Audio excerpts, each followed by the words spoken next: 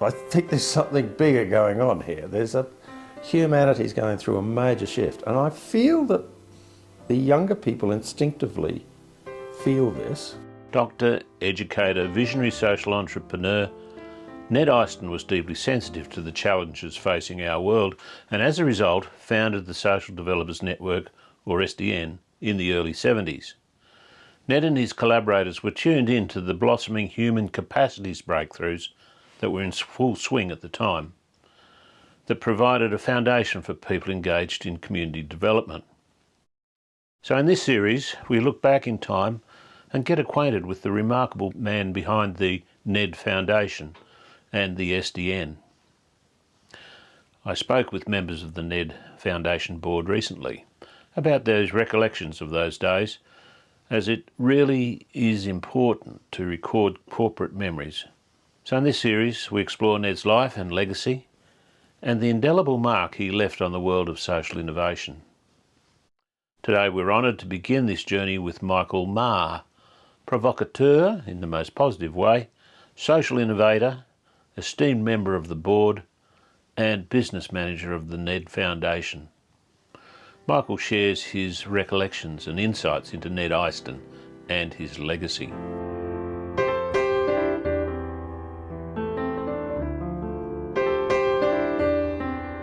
And now here's my conversation with Michael Maher. I'm from Armidale. At the moment I'm the business manager for the NED Foundation and a director. Can you remember the occasion where you first met Ned? Yes, indeed I can. Take us through that. Around 1990, just around there, I was involved in a cooperative restaurant downtown. And Ned, being interested in cooperatives, I didn't know him, turned up with an SDN group with all funny hats on to an evening meal.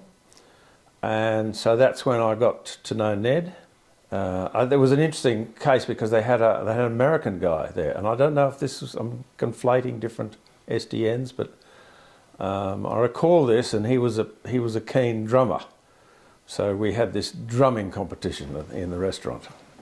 So Ned came in and he was interested in the fact that we were a cooperative. And so that's when Julie, my wife, and I got to know Joan and Ned.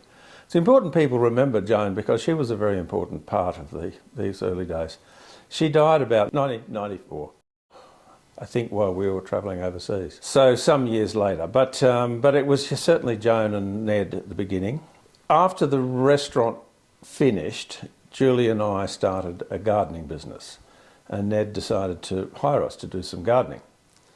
So we worked at that for a while, and then he realised that I was an accountant, so he said maybe he could help me with managing his investments. So we did that for a few years until I realised that it needed to be done more than just a Word document. So he hired a guy to do a database, which then I helped him set it up, the guy with the database, and then I watched what he was doing. And then I thought I can do that, so I took up being an IT person from that and starting an IT company. So my relationship with Ned evolved. He and Joan and Julie and I became very good friends, and they both loved coming out to our property the property we were on out at Warrani, and lunch and evening times in the garden. I remember one time we went down to a special place that's sort of further away. At that stage, I think Joan was already suffering some problems, and I could see some looks between Ned and Joan that something wasn't right, and I thought, oh dear. But anyway, after that, this was a point at which Ned had not long been extruded from the university. This was his term, which I think was very good. And I think it was the end of his, what would you call it, main sort of career path. So it was a kind of enforced retirement, but he was still quite keen to do things. So he was at a bit of a loss. He didn't quite really know what to do. He got very involved in a lot of local things with the committees on the council, and always involved with the Aboriginal people here. That had been long-standing. So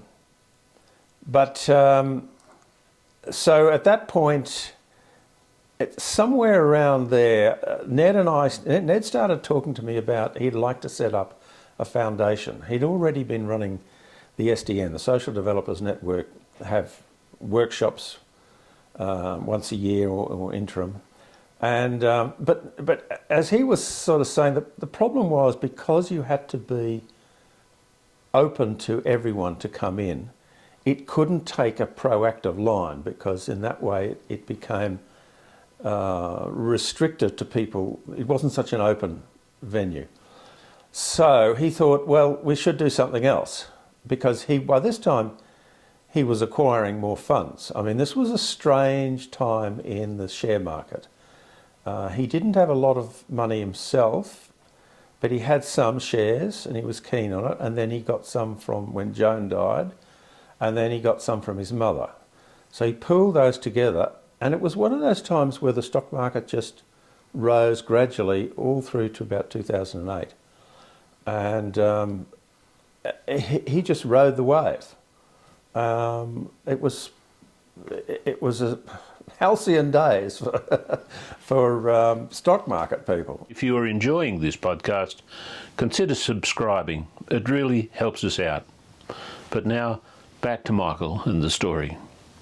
So he was starting to think he wanted to do something more proactive, was the term. And we talked about it. We talked endlessly about different possibilities and so forth. And then slowly we began to get the idea of setting up a foundation of some kind. But we didn't know how to do it. So he went off to Brisbane to talk to someone. That seemed to go nowhere. I got hold of the leading sort of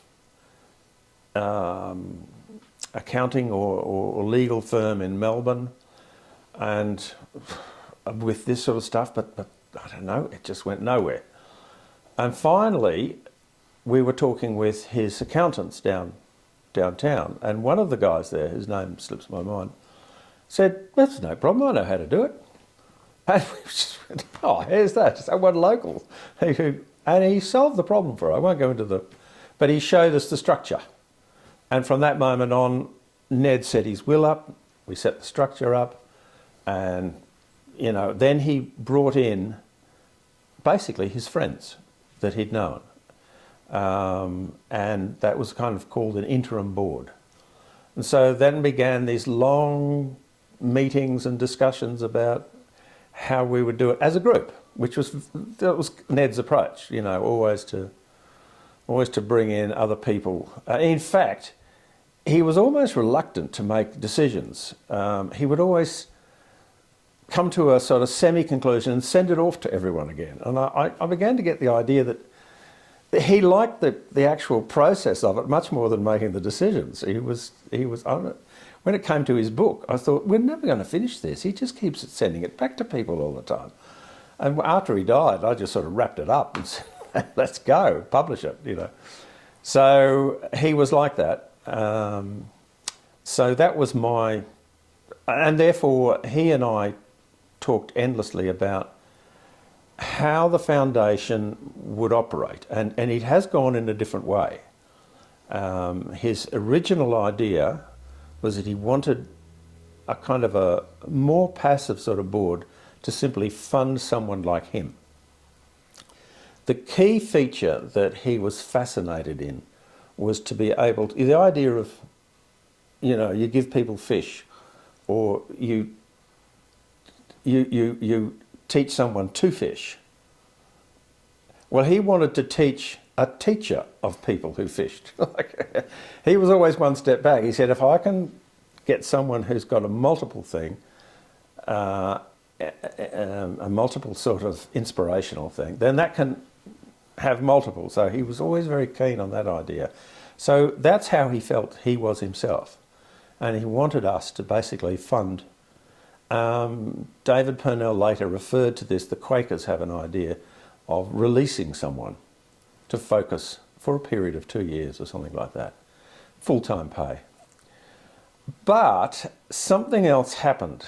A number of people, including Ian Delandles and myself, and possibly someone else, I wasn't aware of this, but I remember sitting downstairs thinking, well, it's going nowhere now. Why don't we just fund some small projects? Let's get started. Well, apparently Ian Delandles was saying exactly the same thing to him at the same time. And I think someone else was as well. So he went, right, okay, let's do that. So we began what now turns out to be the main approach that the organisation takes of funding small seed projects, seed funding for projects, and helping these people sort of further their sort of career, their community developmental activist sort of thing, and also their personal developmental thing, which was very important for him. And so we continued to do that. After he died, I did suggest to the board that, all right, we could do this original idea of funding a single person. But there wasn't agreement about the type of... I think Ned was much more keen to just... or anyone, you know, who was doing good works, could be scientists, could be a... I mean, I think he was more keen on social community development, social development. But I realised that it was possibly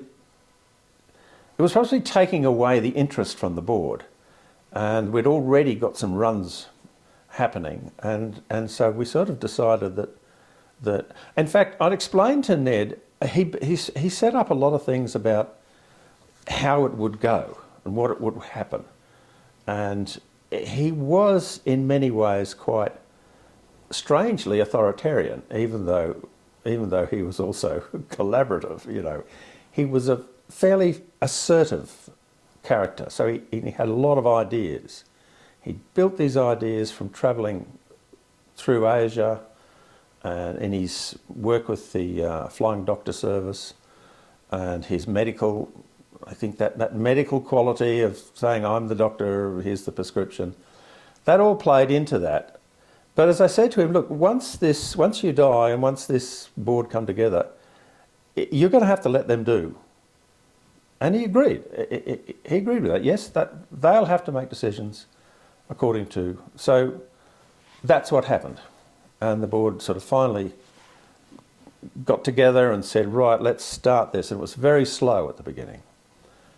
But I think Ned would have been very pleased with the way it had gone. You know, he was scrambling around, oh God, endless conversations about, and Ned and I had many conversations about philosophy of community sort of stuff, especially from his perspective.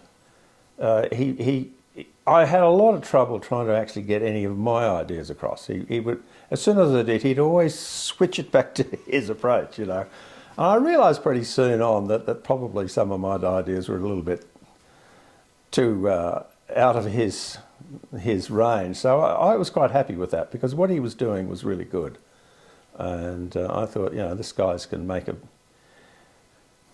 positive influence sort of thing. So we tended to work on that, driving to and from workshops, SDN workshops. You know, we would talk all day long about just about everything.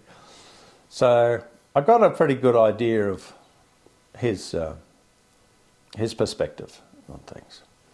When did you first go to an SDN, looking at it from the other side now? Oh yeah, so going back to while I was still at the restaurant, he had an SDN at Claude Street Flats, out at the university. And he invited me along. I said, I can't come for the whole thing because I was incredibly busy. But I thought, oh, okay. I think this was just a curiosity on my behalf at this stage. And so, but I was a bit provocative because they had some people there who were doing that we must all bring peace, to the world. We've got to live in harmony. Well, at this time of my life, I wasn't in that phase of mind, and I sort of said to them, I said, I'm not interested in peace, I want to fight. And they all went, oh, hang on a minute. So, but I think that was reflective of the battles I was having in the restaurant. It was just, I've written a whole chapter in a book of mine about it, but it was an absolute bizarre experience. But that was the first step. And then later on, after the restaurant finished, we were doing the gardening business, and then Julie decided to go back to university. We went to India, that's right, and Julie, when we came back, Julie said, that was such an extraordinary experience. I want to go and do a history of India and do a PhD, and maybe do so well that we could get enough money to go back and do another trip, which is exactly what happened. But I was sort of thinking, well, what am I going to do? I can't keep gardening forever. And I was sort of thinking, I was casting around with different opportunities, because I had spent many years basically in retirement out of town. And then I thought, I know, I could hitch up more with Ned and do his workshops. And so I pretty much did every one for years and years and years. And I really enjoyed them. They were very intensive, but extraordinary experiences. Yeah. So that's how I helped Ned trying to put together brochures and all this sort of stuff. The early days of how to describe what an SDN was, which is to this day has never been resolved. But we need new words and so forth. So we're just about to have another shot at it. So was there an evolution, if you like, of the SDN over those years, or was it sort of a format that sort of maintained its structure? Oh, it was a format, but the people changed. And that was significant, because SDNs are highly dependent upon the people who come. So everyone can be quite different. But behind the scenes, of course, the SDN started in about I think Ned told me about 1972, when he was at the university and he set up a circle of local Aboriginal men. He couldn't get the women, they wouldn't let that, but they would bring the men in. And so he established the format at that point with a circle of local Aboriginal men to discuss their problems. They got quite excited. So he encouraged them to then take a submission to the council. And after a little bit, the council got upset and told the university that the Aboriginal people were bugging us, and that they needed to stop this thing. So they told Ned to stop it. And it wasn't long after that. I don't know. He was there for a while, so he kept going in distance education, as they called it then. And he also did a huge initiative with the Bannockburn. Now, this was a major thing for him. It was somewhere out west here, I can't remember where, it was all to do with the farmers coming together who all had real problems, financial problems and so forth. And he brought them all together, and it worked. They were able to find markets for their goods. They helped each other.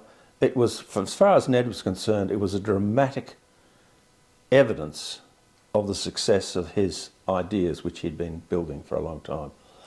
Once again, the problems at the university was that he was treading on the toes of the disciplines for whom agriculture and so forth, and they didn't like it, and they caused a lot of trouble. He left, but the Bannockburn sort of cooperative kept going, but eventually fell apart through Ned's favourite word, entropy. And he talked about what happened there, but it was really people who left who didn't get, and the new people came in, didn't get the idea changes of people.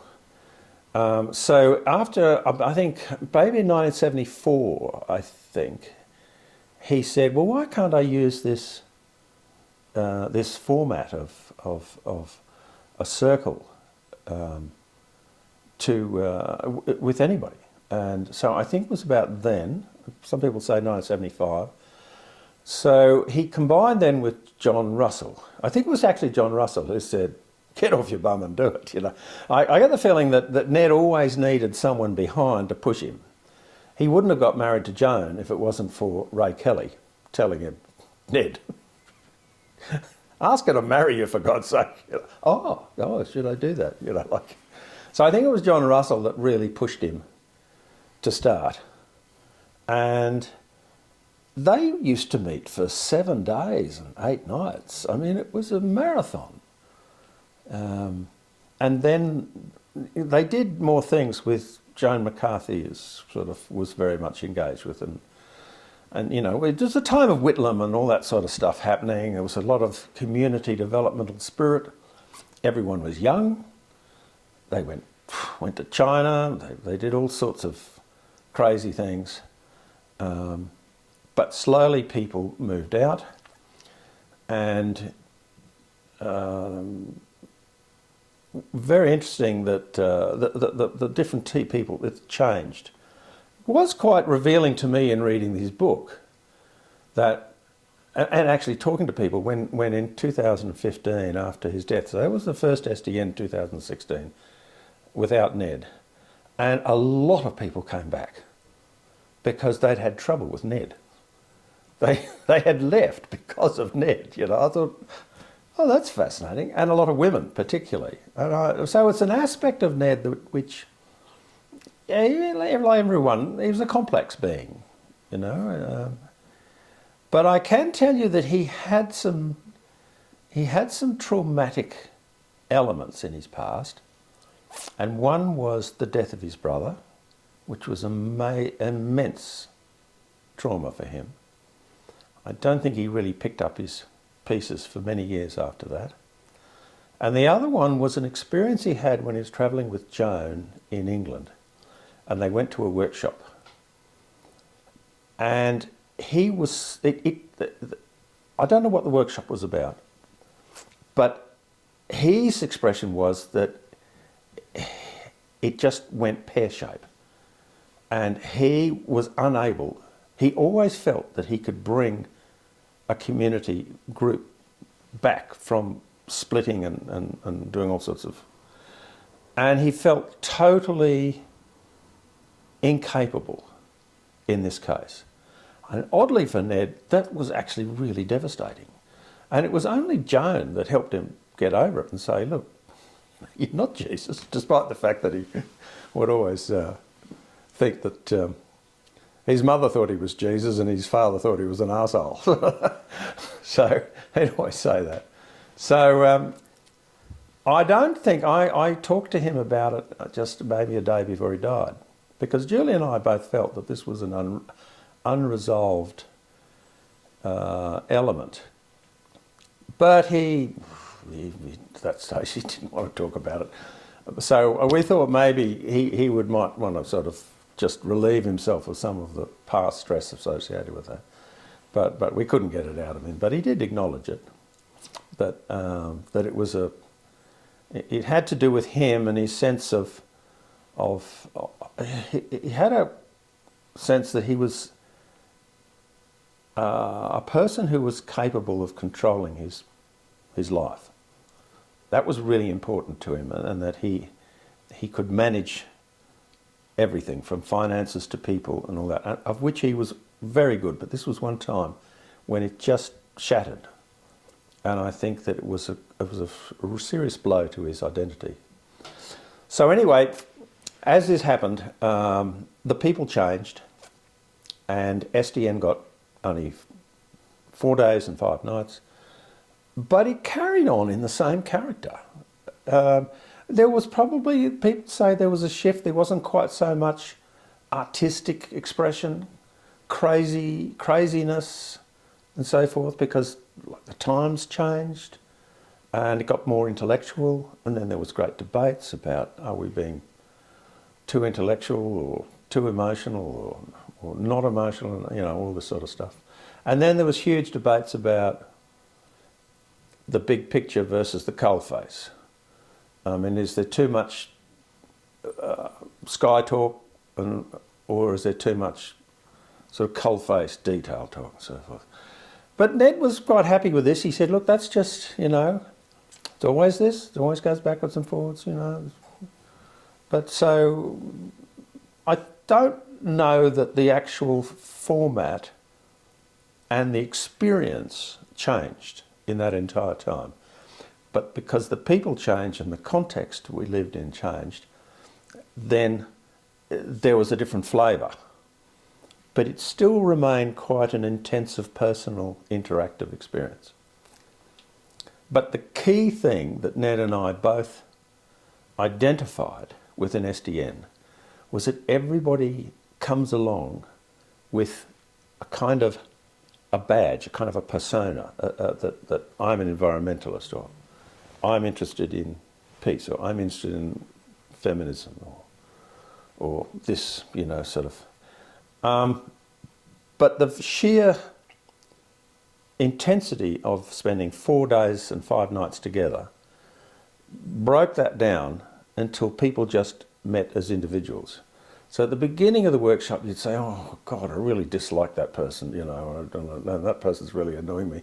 By the end of it, you go, oh, I understand, we're just human beings. It was like a big family, you know, and there was a great sense of bonhomie by the end of it, which was, Ned and I used to think, that's fabulous, it's happened again, you know, like all the differences and all come together and everyone sort of feels that, you know, we've really been through something. But what we could never work out was that within a week, it was gone. Everyone said, well, we'll all keep together, we'll all do this.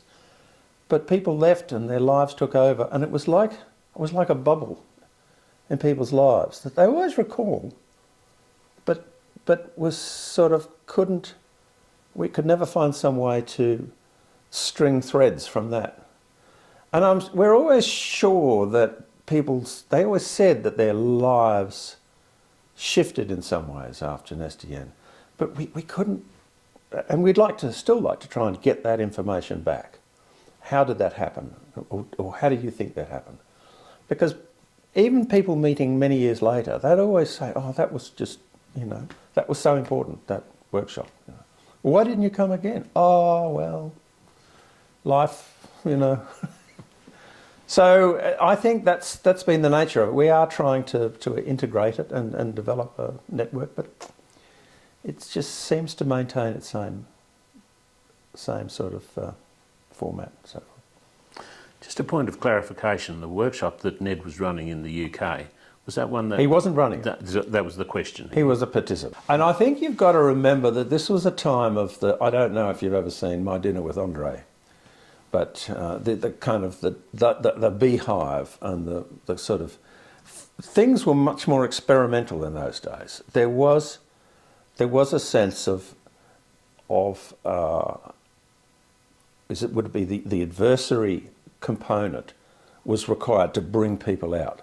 So there was much. I just feel it was something to do with that this was a kind of a American British thing happening at the time, where there was a sort of more of an aggressive element that change had to happen through some sort of confrontation and so forth. I think it might have had something to do with that, and the person running it lost control of it, and Ned tried to bring it back, but he just felt completely powerless in the situation.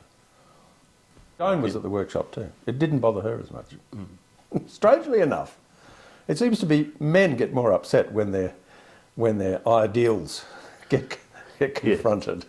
Women say, "Oh well, that's such life. Let's move on." Yes. Well, I guess if you have an idea of your own personal power, if you meet the limits of it, it can be pretty confronting. Mm. Let's keep moving forward a little bit then. How did Joan's death affect? I think Ned was he just certainly not like the way he did with his brother. I think they could see this coming. They'd done quite a lot. It was a terrible shame. She was quite young. When Joan, after Joan's death, the commemoration, is that the word, happened at the keeping place up here. And I was just astounded at all the people who just came out of the woodwork, who had been so touched by Joan, their lives had been changed. She was a teacher. So she was in that position to teach people. White people, I don't know, people of, Armidale's a multicultural situation, so there was lots of but there's also a lot of Indigenous people as well, speaking, particularly. And everyone was just blown away. You say, well, I didn't know she was doing that. And she was very interested in teaching technique. Downstairs, she had so many books on the philosophy and methods of teaching and so forth. That was really her big thing. But Ned, I think, I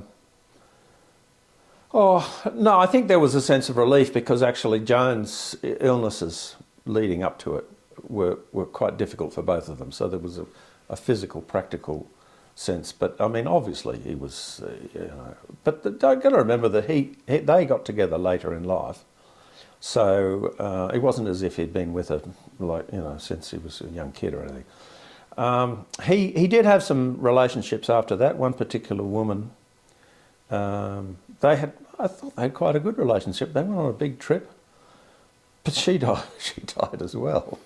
So he'd been through a few of these, I think he took it, he had a way of taking things very philosophically. I mean, even he would go, okay, that's the way it's going. So I don't think he was ever struck like he was with his brother.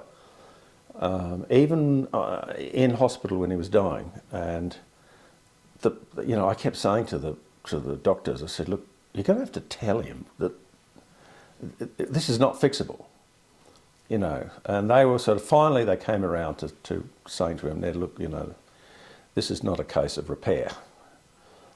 This is it, And I remember watching him because afterwards he just had this look on his face like, okay, here we go.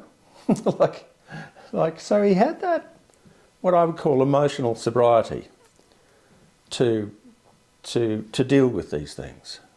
Yeah.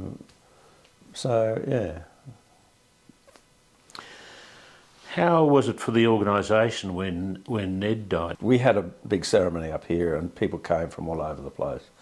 And so there was a lot of, same thing with Joan, everyone giving stories from the foundation's perspective. That the difficulty always was when we're doing projects, Ned would always say, seems like a good project, but it's not really quite the kind of thing, he'd always be pulling back and he was, so there was this feeling like, well, now finally we can, we used to say to him, Ned, look, there's enough money, we can do this. It doesn't matter if it's quite right. Let's just, so he was always sort of tentative and a bit picky about, well, I don't know that's really, and he had these theories. But finally, when he was gone, we felt like we met down in Canberra, I think in David Purnell's house, and we sort of felt like, well, now we can actually really get this going.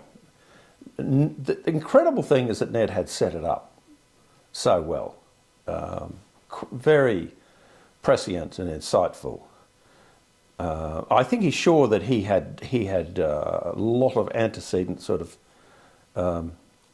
is that the word? Preparatory sort of thoughts, and so he came at this in many ways quite prepared about how to do it. He didn't know exactly how it was going to be done, but the philosophy of it he was very keen.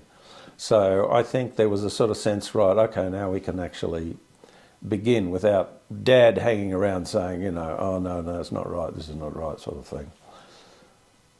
But otherwise, I think people were.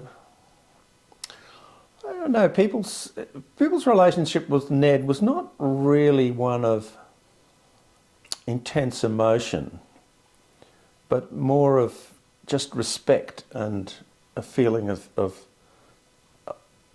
that he was a highly influential person in their lives. But he didn't engender that sort of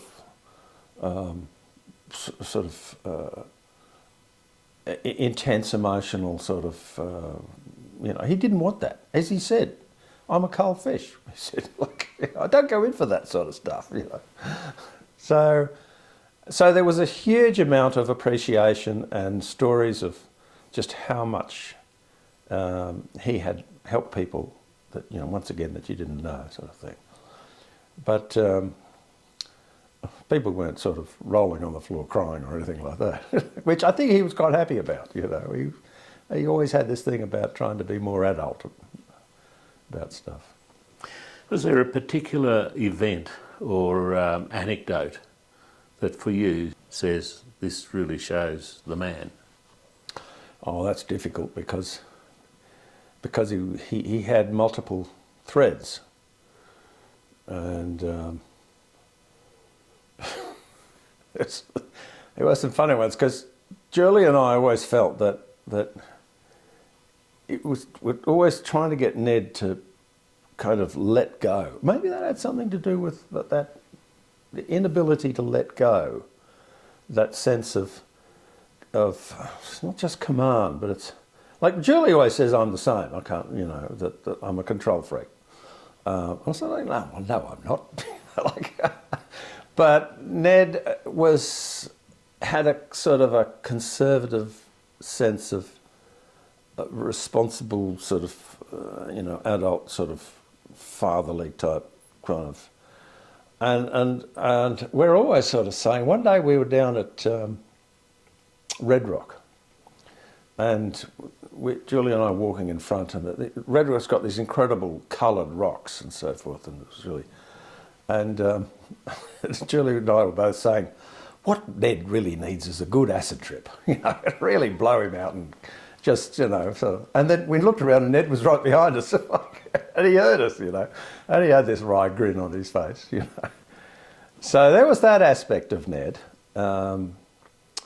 but I think, I don't know, there was a time when one Aboriginal friend of his, I said this just recently to some people, he never, although he knew the Aboriginal situation extremely well, had a lot of ideas about it, he never saw people as Aboriginal or Fijian over the road or Indian or, they were just people. And he would, I think people liked him because he didn't deal with them through some sense of community identity, but more as them as a human being. And so I just remember one guy, they had to go somewhere. And it was an Aboriginal guy, and but as I said, that didn't matter. It was just a thing they were going to do. Anyway, he forgot. And but he always told me later on. He said that he remembered. He came to the door afterwards and said, "Oh, yesterday we were going to drive out to Gunnedah. So I'm sorry, I forgot." Ned sort of had this. Yes, right. What are you going to do now? And he could feel like Ned was displeased, but he was very balanced about it, and he didn't get upset. He just sort of, he felt he was disappointed in him, but they arranged the next day and did it, But it was just that sense of the way Ned had of letting you know that I think you could have done a better job, but I'm not going to lay any trips on you, So there was a sense of freedom, but also a sense of expecting everyone who came across could do big things. Or in recent years, say the passage of NED, the organisation, how's it travelling? Well, let's say at the beginning there was a problem. The structure that was set up originally the structure had about 4 different entities or something, and finally the accountant guy said, "Oh, okay, let's Let's just have the two. I think we can work with two. One was the private company, which was the assets of NED were passed across to, and the other was an association, which was the non-profit. And the investments were taxable. That company was taxable, but because NED Inc was incorporated, was a non-profit, it was not taxable. Its income was not taxable. But only income it got was the after-tax profits that came across, which weren't that substantial to do a lot. It was enough for our situation, but it wasn't really, there wasn't that much money to go around. We had to be a bit careful. I sort of worked out that if we got ACNC accreditation, then we could reclaim the franking credits, which, for people who don't know, it means that the dividends that come across from the NED PL, the tax the NED PL paid, could be reclaimed from the tax department. And that was a struggle. So I worked on it, and then the board, we worked on it to try and change the objects, to get the language right, position, because we didn't know how. Finally, we got the people came back and said, look, of about 6 or 7 different channels that you were pursuing, you said we can agree to 2 of them. And in fact, to this day, I've sort of forgotten what 2. I'll have to go back and find it because I think it's important. But one of them was the educational side, to do with that SDN was an educational, it was a professional development sort of thing. It was a community developer. So you get lots of different people, but particularly people who are activists in some way. And it was trying to provide an ethos. So there was an educational element. I think the other one was the restorative practice, because by that time there was always they had put that into the ACNC's sort of list of possible channels that you could apply on. It was new,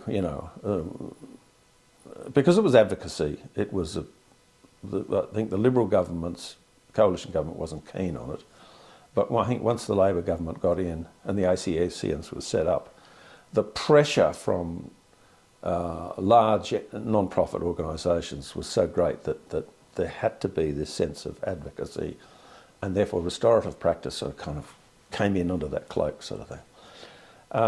So once we got that, all of a sudden the tax that we'd paid came back into the hands of the NED Inc. for use. And that was a dramatic moment, because all of a sudden we realised we had more money than we had activities. But we very sensibly said, well, we'll put that back into capital and let's just move forward gradually. And the reason was because you couldn't just hire someone to do a task. You had to try and find people who instinctively understood the ethos of the organisation.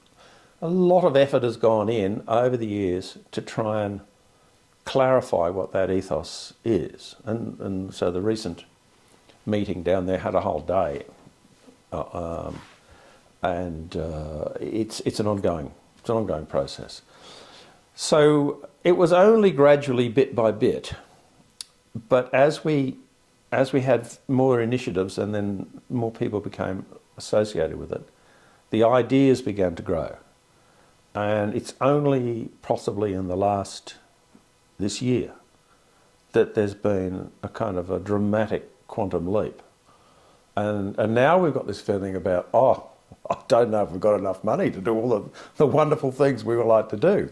So where can we get some more funds from? And so I'm going to have a look at trying to get gift deductible recipient status sort of thing, which we hadn't done, we didn't need. But because we can see that so much energy is being generated now, I think it's a surprise to the board. It's sort of like, whoopee-doo, this is actually working. And everyone's very very pleased and excited about it. So, yeah, it was a slow growth. Well, when you say 2015, what's that? 9 years.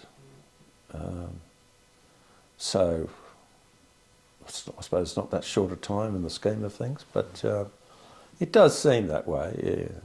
But yeah, so that process has been sort of accumulatively, gradually sort of built, and I think now we're at quite an exciting phase. So finally, then, the last question I'd ask is about generational change in the NED board. Thinking of John Russell, who's been a big mover in that space, and none of us are getting any younger. Is that part of the thinking that's going on? Yeah, definitely. But I would. That's incorporated in another change that's happening. It's the same thing's happening with the SDN. There is this feeling about, we joke about it sometimes, where are all the young people? They're sort of, I always have this joke about one fly said to the other, where do all the humans go in winter? It's sort of like, you can imagine the young people who are doing their stuff saying, where are all the old people? There is a split going on in the way, and maybe this has always happened, I'm not really too sure. So the generational thing in the organisation, I feel underpinning a lot of what we do, and it's not just us, but it's also, I think, a whole generation's view. There's a major shift. It's not just tinkering at the edges. And I've just started reading a book about it. They're talking about the concept of equality. They're saying the very idea of trying to bring equality tends to imply that we can just shuffle things a little bit, and we just marginally shift it to make it a little bit more equal. And basically the authors were saying, I think there's something bigger going on here. Humanity's going through a major shift. And I feel that the younger people instinctively feel this, but we older ones still feel that we can just make things a little bit better within the same sort of worldview. And so I think this is a real challenge, because I wonder whether or not this is a major shift which is possibly going to affect every NGO or non-profit or government. And how are we going to deal with it? We have started a project which hopefully will give some insight. But I think the older people on the board are most concerned about this. We're all, well, not we're all, but everyone's getting on, sort of thing. One board member's already died some years ago, although she stepped down sometime before.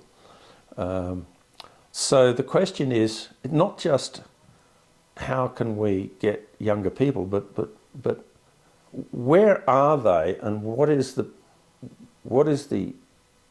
kind of the view, the kind of life view that is shifting, that we may need to have to shift to. And this isn't just a kind of a moderation on the surface.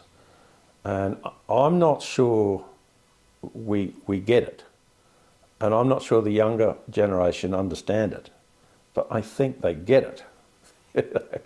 So I think this is a real challenge for the foundation. We are bringing in people who are younger, and I'm hoping this is an incremental thing. But a friend of mine who's been to SDN and who's very much engaged with young people, and he knows where they're at, and he said, well, they just don't want to sit around chatting for a day. It's boring. They want to be doing things. They want to be active. They'd much rather be sort of walking through the bush or having fire dances or there's And he's trying to sort of say, look, the whole approach, young people want something much more enlivening and physically involving rather than simply sharing ideas and doing good works sort of thing. It's a much more sort of visceral engagement. So I think we know we have a real challenge. I don't think we quite know exactly how to do it, because I think that the requirement is on a deeper level, and that's really hard to grapple with. Been great talking with you, Michael. Well, I've always avoided having these conversations, I have to say. So this is the first time I've actually accepted that I think we have to do it, especially as I know quite a lot about how the foundation, the incipient stages of the foundation. Look, I don't know if there's anything else. No, I just have to say I think I'm very impressed with the quality of people that we have attracted. We often talk about it as a family, and there's this sense that there could be a danger in talking about it as a family because then, you know, that implies obligations over and beyond the objects of the organisation. But we still have this feeling. But like in any family, the biggest arguments happen within families.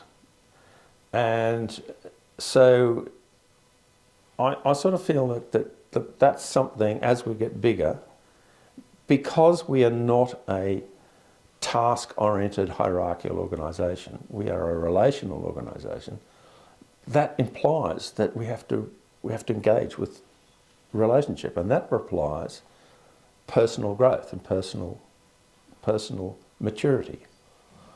I'm not sure. Ned was very keen that we always have the personal development side, but because he was not a big, he had a, you know, well, we'll say he had this version of meditation, which everyone sort of thinks was Ned had discovered, but in fact it's quite old. But it was always looking at pains inside your body and trying to work out where that came from.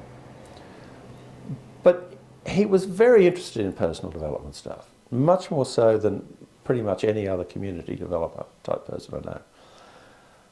So I wonder whether or not we as an organisation possibly need to actually create an in-house personal development sort of functionality somehow. I don't know how, but Ned would love that if he could see that, because to him always the two went hand in hand. The difference between Ned and I always was that Ned felt that personal development was important for community development, and I always thought that community development was important for personal development. And I thought, well, it's fine, it could go either way. But I would like to see. I think it's it's appearing that like in any family, there needs to be that sense of acceptance of differences, but also willingness to change and to modify oneself. So I think that's a challenge we need to bring. Ned was not interested in the project that he was funding. He was interested in the person that was doing the project and wanted to know, well, what did you learn from that and what are you going to do next?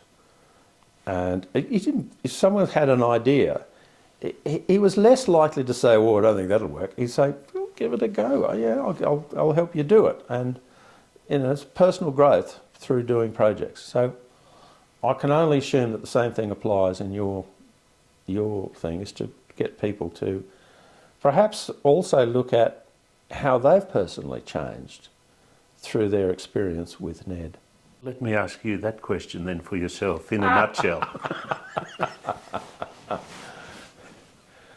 Well, like I said earlier to Ned that whenever I would try to present to him my sort of life view of what was important in life, he really had very little interest. he would always shift it. Julie, I think, some people seem to think he wasn't a particularly good listener. If you came to him and said, like Julie would always say, oh, I've had a terrible day, you know, my cousin's causing me all sorts of grief, or my mother's causing me grief or something. You know, she would just be expressing a sense of, you know, oh, I would like to, you know, just share. But Ned would always go, well, what you should do then is this. And Julie would say, I don't want to know what to do. I didn't come here for advice. I just sort of trying to share, you know. Life's tough, you know, and sometimes it's great. So I think the thing is that I had a very specific agenda since the age of 23, 24. I knew exactly what I wanted to do, and I've been doing it ever since. And so, as I sometimes say, I know why I'm here, I know why I came here, and I know where I'm going. I never had a problem with that. But I feel that what I've been involved with at the Foundation and NED has been so enriching of that purpose in my life that it's just completely invaluable. For a long time I sort of thought, oh, well, I might end up sort of wandering off. But nothing ever sort of dragged me away, and I increasingly felt like, oh, this is a lot of personal growth from the angle that Ned was coming at. The fact that he wasn't interested in mine, I didn't mind, because, you know, I have other avenues for that. But I feel very enriched. That's not quite the word. A huge amount of personal growth in simply the applying myself to the activities and the development of things we've done. I think it took me a long time to. I went to a what do you call it? A psychic once. In a particular difficult time of my life, you know, and she was a really good psychic. I was so impressed with her. I don't think I've ever met anyone like her. And she was sitting down and she said, look, the difficulty is that I'm getting is that they're saying, the problem is, Michael, that we don't know what side you're on. We don't know if you're on the good side or the bad side. And I think that was a kind of sense of, well, I was actually on a different track, sort of thing. So therefore I didn't care which sort of side I was on. But I think increasingly the growth of a sense of community responsibility has been really important for my personal development in the broadest sense. So I'm very appreciative of that. But Ned used to say, everything we know has come from other people.